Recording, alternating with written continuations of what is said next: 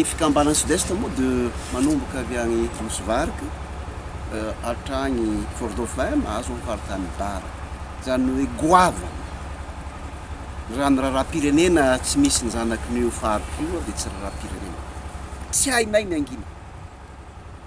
Tsy hainay tsy antso fifanantonana. Manamafy ny efa nataony FFKM. Mino aho fa raha reo antso maro reo tsy ho diso. Feon'ny vahoaka hono feon'Andriamanitra. Sarotra tokoa ny manaraka ny marina satria ny marina indraindray mandratra. Nefa rehefa hifaharombonana ary amafisina foana tokony aleha amin'izay lalana zay na dia mandratra izy azo ekena. Tiany fikambanana sud-est horesana zany dia zavatra mizotra.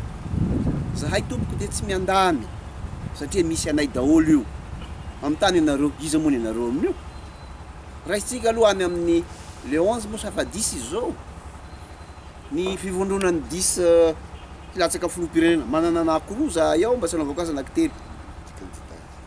Ny anankiroa zao Paraine Auguste, président Paraine Auguste, président Brunel.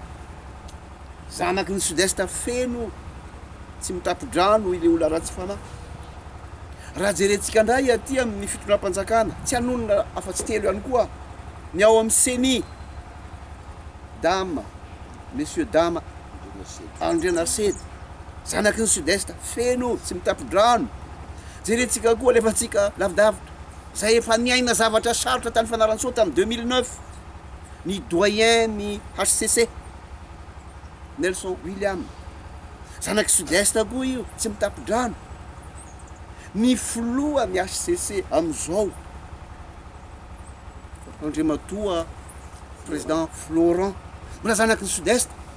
Miantso zahay mifanatona re, mifampiresà.